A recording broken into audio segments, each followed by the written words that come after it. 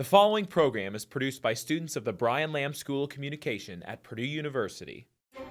On this edition of Fast Track, presidential candidate Gary Johnson made a stop at Purdue last week. Hear from us on how he plans to target the college vote and what he expects this election season. And later we will catch up on outside hitter Azaria Stahl of the women's volleyball team, hear her thoughts on the team's success this season and what's to come heading into the Big Ten season. Fast Track starts now.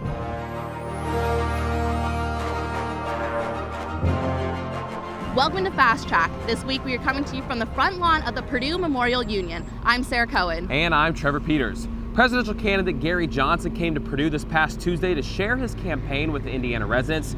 Students, faculty, and all kinds of Hoosiers filled the co-rec in support of Johnson. And here's our own Sarah Cohen with the story.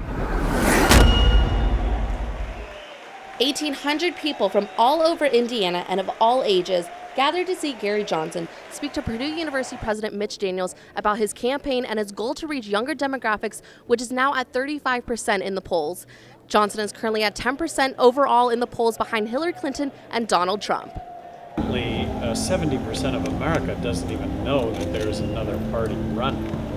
Currently we're representing 18 million voters, and that somehow we should be representing 21 instead of 18. Well, I think if we were in the presidential debates and 100% of America knew who we were, that I would be the next president of the United States. I do believe that I reflect what most millennials believe. That's what I believe. I believe most millennials recognize that government isn't the answer to everything. I think most millennials recognize that choice in life, freedom, liberty, I should be able to decide anything in my life that I want as long as I don't harm others. Mitch Daniels began the conversation by asking Johnson what his stance was on many political issues, including immigration, military and foreign policy, and drug legalization. Doesn't kill anybody. There's not been one statistical death that has been registered as a result of cannabis consumption on the medicinal side, directly competing with legal prescription drugs that kill 30,000 people a year. During the forum, a Navy veteran, part of a group called Restore Freedom in Indiana, voiced his support for Johnson, along with 250,000 other veterans pledging to vote for Johnson for president. Johnson currently has 39% of military votes in the polls, while Trump has 31% and Clinton has 14%. Among active military personnel, and I am their choice for president of the United States. It's the difference that this country finally needs. I think an honest politician who's going to be straight with the people and to give freedom where we need it everywhere. Purdue is a large microcosm of college campuses across this university who have people who want to vote for somebody who's actually going to bring real change to this country. I'm a registered Republican, but this is the first team of honest politicians I've seen, and I like what they have to say. And my conscience tells me that I should vote for Gary Johnson and Bill Weld. The millennial generation definitely is not tied to any political parties yet. Hopefully a bunch of the Purdue students here will hear about this and be like, oh, I haven't heard about him. Maybe I should take an interest since it's happening right here. I really love Gary Johnson. I'm very passionate about him and his campaign. I would die of joy if he got elected, and it's quite an honor. You know, this is my first year where I'll be politically active, turning 18 back in April. And I have such a great candidate to vote for, like Gary Johnson. I'm not settling for him. I am excited to vote for Gary Johnson. Although Johnson is far behind in the polls for now, Purdue is happy and proud to have our second presidential candidate speak on campus during this election. Johnson wants to make sure everyone gets out and votes this November 8th. Sarah Cohen, Fast Track News. Unpredictable answers, all apparently grounded in a consistent philosophy. What are you doing in this election?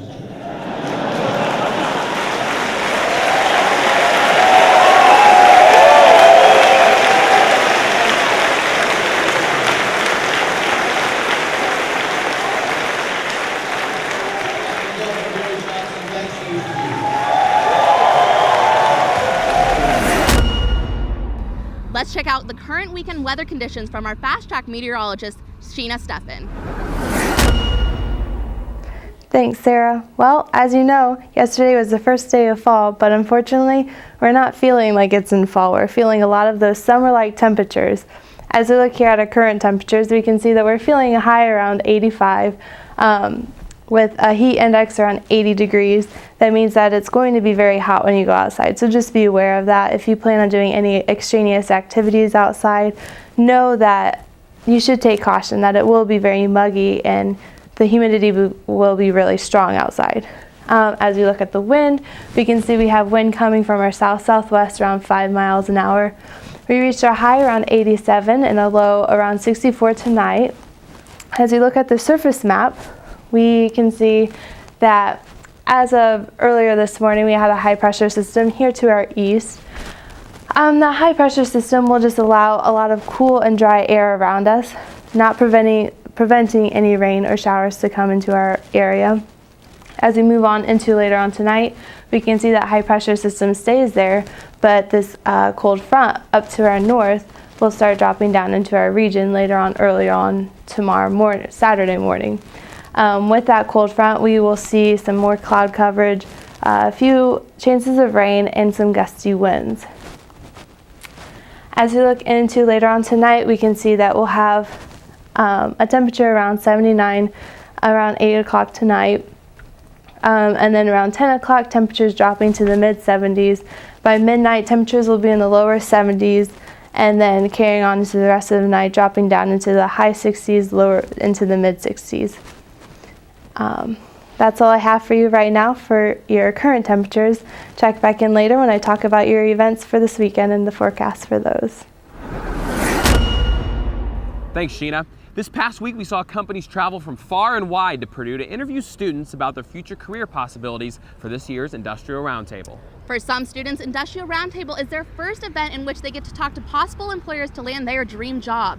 Daniel Gray explored why this event grows year after year. What do Fortune 500 companies like Google, Boeing, and Ford all have in common 2 days out of the year? They all want Purdue students to work for them. And this year's Industrial Roundtable was no different. So this is our 37th annual event of the Industrial Roundtable. We started back in 1980. And since that first event, Industrial Roundtable has grown to host over 300 companies from around the world. Innovators and students alike can find a great place at the companies which take their passion ahead.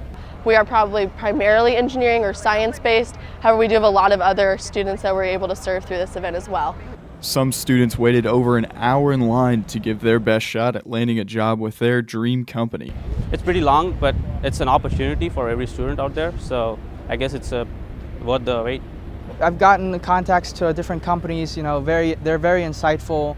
Often more times they are more than willing to look at your resume and give you a quick interview so that you can extend that forward to get a position. A lot of times you'll find that the recruiter who's interviewing you just graduated in May. One student organization saw opportunity in the event to help students as well as their cause. So I'm a part of an organization called Project Rishi. Rishi stands for Rural India Social and Health Improvement. We are a student-run, nonprofit organization dedicated to promoting sustainable development in rural Indian villages. One thing that we noticed is that a lot of people really needed new LinkedIn photos, and I do photography on the side of schoolwork and whatnot, and so I was like, why don't we just, create a photo booth? In all, around 50 students were able to get a professional portrait for just a single $1. Project Rishi is just one of many resources students can use if they are planning to attend the event next fall. We also have a Purdue Career Fair Plus app where we've really been trying to integrate that into our system here at the fair. As problems arise, I'm at the registration table making those edits on my computer, so it's immediately displayed in the app so students have the most current information. And then our Purdue Engineering Student Council website has the online guidebook and all of the other company lists. Practice a little bit and also try to connect to people and do make sure that you follow up with the companies. We want to impact as many students as we possibly can, and not just from engineering, even though we are the Engineering Student Council, but we want to make an impact on Purdue and get companies to come here and recruit Purdue students, not just the Purdue engineers. That's what we're here for. Daniel Gray, Fast Track News. When we come back, we take a look at an event put on by Purdue that promotes inclusion for LGBTQ community. And later, Fast Track reporter Griffin Schiller has his review on a recent movie in this week's Film Friday. Stay with us.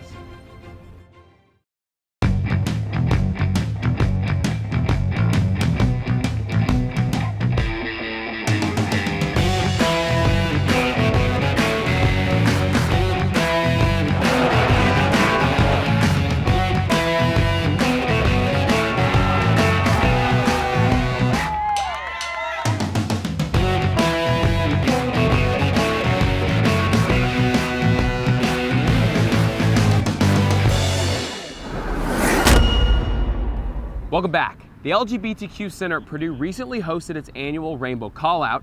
The Callout, now in its 5th year, has made strides since it first began. The event is where students can find out how to get involved with the gay, lesbian, bisexual, transgender, and queer community on campus and in the greater Lafayette area. With more on the story, we turn it over to Fast Track's Matthew Seedorf. Students gathered in the North and South ballrooms at the Purdue Memorial Union for the Rainbow Callout. Since the LGBTQ Center took over the event, it has taken a life of its own. When the center first opened in 2012, my first year here, there were 9 resource tables at the LGBTQ Center's Rainbow Callout that year. This year, 4 years later, we have 83 tables. We take up the entire span of 2 ballrooms in the PMU. The callout also offered other LGBTQ organizations around the greater Lafayette area and organizations and clubs of Purdue. This included the LGBTQ Plus Student Alliance. We're a social and educational student org on campus, and we're really focusing on building a stronger campus community. Even some churches from the greater Lafayette area even came to the event to show support for the community. Wesley Foundation is the church that I have found since my freshman year here at Purdue. We specifically work with social activism. The pastors are very interested in issues relating to gender, race, ethnicity, class, sexual orientation, gender identity. We really work to be as inclusive and supportive. Overall, the feeling from the callout was to make students feel at home here at Purdue. So this is the first time I've ever been, and it's actually really great to see such a supportive environment. Everyone just wants to be your friend. One of the reasons we've seen this grow so much is because it's very clear in the way that we advertise that everybody's welcome at all of our events. If you missed out at the Rainbow Callout, the LGBTQ Center will host its Fabulous Fridays at the LGBTQ Center in Schliemann Hall in room 230 on every Friday. For more information about the center, you can find them on Facebook at Purdue LGBTQ. Matthew Seedorf, Fast Track News. Let's check back in with Sheena for a more extended weather forecast for the Lafayette area. Thanks, Sarah. Well, as I mentioned earlier, we are looking at a few scattered showers coming out throughout this weekend. Nothing too severe and not a huge chance, but there are still a slight chance of possibility of rain. As you look at our raincast, we can see that we have the rain up to our northwest. And that's where the shower is going to be coming from. As we move on into later on tonight, we see the chances start to pop up into our region and carry on into earlier Saturday morning, as there's more of a chance that it'll be coming around Saturday morning. Good news is that those rain chances should be clearing out by at least midday Saturday. So if you have plans, you don't have to worry about the rain. Tomorrow is going to be a home football game, so if you're planning on to attend, you'll have great weather for that. Dress nicely though, because it's going to be very warm. Kickoff will start off around 77 degrees, and then as it carries on around 3 p.m. tomorrow, we'll be seeing our high around 84, and then after that, temperatures will start dropping. By 6 p.m., we'll see temperatures around 81, and then by 9 o'clock, temperatures in the mid-70s. So we'll start to stay cool at the beginning, but as the day goes on, it will start warming up and we'll reach those high temperatures around 84, 85. And then later on in the evening, it'll start cooling off again for you. And then if you're not going to the football game, but your family is here for the family weekend here at Purdue, Sunday is going to look pretty clear also. We'll have a high around 85 Sunday and a low around 64. And then carrying on into Monday, we'll have a high around 79 with a low of 58.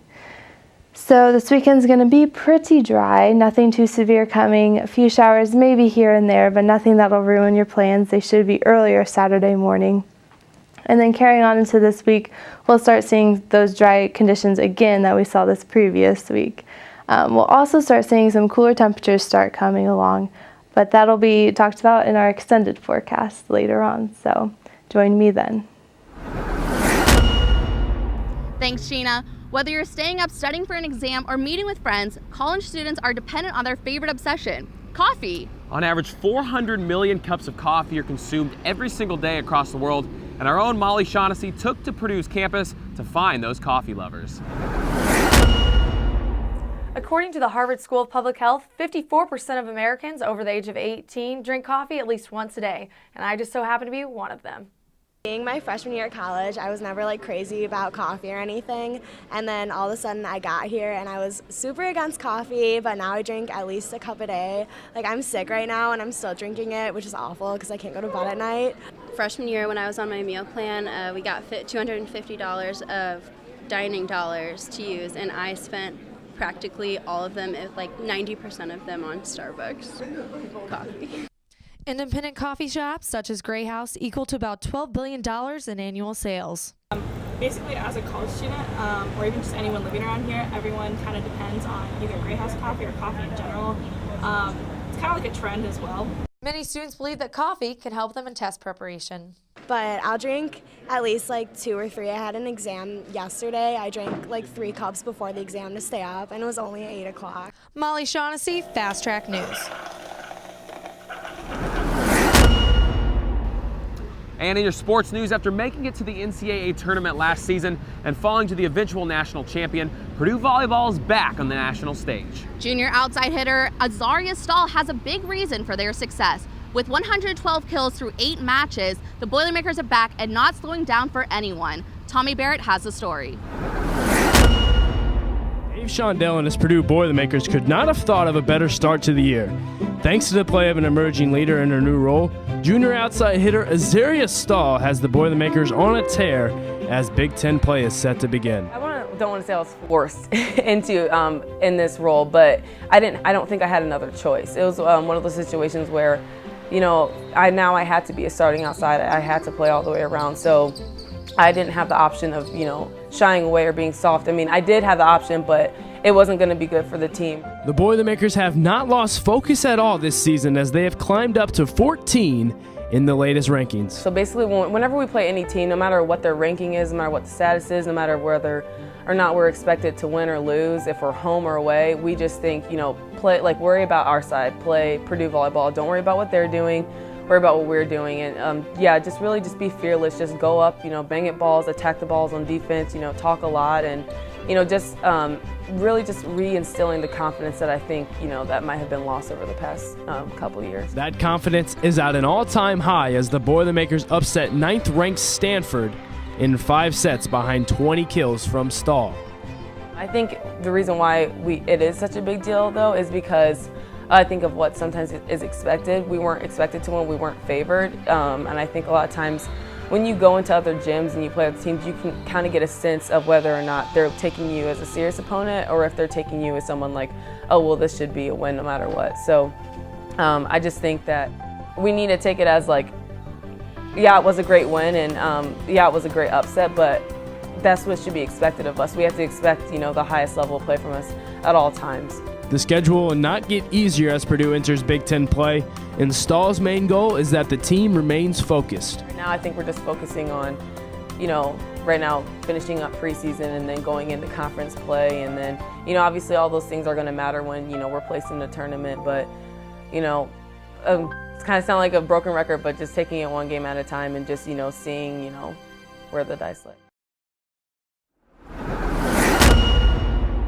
Ever wonder what happens to those lost golf balls you hid into the ponds or the woods? Well, our own Trevor Peters found a company down in Texas where your golf balls may just end up someday. That's right, I toured the facility at lostgolfballs.com this summer, and I was extremely shocked as to what I found. Here's something you don't see on the golf course every day. Across the country, divers like this are scouring the bottoms of course retention ponds looking for your shank chip shots and bad drives. And and the treasures they find are shipped from across the country here to Sugar Land and has turned into a multi-million-dollar business. LostGolfBalls.com collects balls from 2,000 courses in 43 states. Their mission? Clean up the balls and put them back into the hands of the golfers who lost them in the first place. A lot of the balls, look very dirty when they come in, and it's pretty amazing how we can get them clean and good looking at the end of the day. We put them through a pretty extensive wash process. Once they've been through the wash, we've got an automated machine that sorts them into brands, and then we have people hand sort those from quality of A to D, A's being like new, D's being practice grade. What started 24 years ago as some former Texas A&M golf teammates trying to get into the golf business has evolved into the world's largest producers of reused golf balls. Starting out, we're hopeful that it would be just a little side business where maybe we'd make some money, but we'd have some fun being around the golf business. And it evolved into a business that obviously we've been able to take and run with. The company collects over 43 million balls a year, and odds are there have been some special ones come through the facility. We actually have retrieved golf balls from quite a few tour players. We found George Bush's ball, George Bush Sr. We found Roger Clemens' ball. He had his number on it, so we knew it was him, and he had Clemens on the side. Once a ball has gone through the cleaning and sorting steps in the 60,000 square foot warehouse, the balls are packaged, sent out, and sold at half the price of retail golf balls. One thing's for certain. Around here, the saying, "what's old is new again," is certainly embraced. Starting your own business and being successful with it, it's been a great adventure along the way. We never dreamed we were going to get it to this point, but it sure feels good accomplishing what we have. We're almost out of time, but before we go, let's check in one more time with Sheena to see what we can expect this weekend. Thanks, Trevor. Well, as we look at our conditions right now, we can see that our temperatures are in the high 80s to mid 80s. Again, the summer-like temperatures, unfortunately, not feeling like fall, but we will get there soon enough. As we look here up north, we see temperatures are around 84, up in Fort Wayne, 85. Down south, we're seeing temperatures around 87, along with our area around 87. As we carry on to tonight, it'll start dropping down. It'll become a lot cooler for you guys out there. We'll start seeing lows around 62 in the majority of the region. We'll have 64 in our area, looks like 65 in Champaign. So again, temperatures will start cooling down. So enjoy those times while you can. As you look at tomorrow's planner, you can see that we're starting off tomorrow in the low 60s and then carrying on earlier in that day, 70 around 10 o'clock, and then carrying into the midday, we'll start seeing temperatures start to rise into the upper 80s and then top off around 84 by 4 o'clock. Tonight, we'll start seeing, again, partly cloudy skies. It will start cooling down, so we'll look at a low around 63 tonight. It's going to be partly cloudy and cool and comfortable again. We have that slight chance of rain, but nothing too big, just maybe a few scattered showers here and there earlier in the night and into the morning. And as you look at our 7-day forecast, we can see that we're starting off our week very dry and hot. Temperatures in the mid 80s to lower 80s. And then Tuesday we start getting a chance of rain. We're looking at a 40% chance of rain as of right now. That could increase, it could decrease as the week comes along. But that chance of rain does carry on into Wednesday. The majority of the rain will probably be on Tuesday, and some will trickle in through some earlier Wednesday. We're looking at temperatures Tuesday around 77 and then carry on throughout the rest of the week into the mid 70s to upper 70s. So we're starting off our week very dry and cool, or very hot, and then we're ending our week kind of wet and really cool. So that's all I have for your extended forecast. Thanks for joining me. I'm meteorologist Sheena Steffen. That's all the time we have for this week's edition of Fast Track. I'm Sarah Cohen. And I'm Trevor Peters. For these stories and more, make sure to go follow us on Twitter, Facebook, and our YouTube page. Thanks for tuning in. We'll see you next week.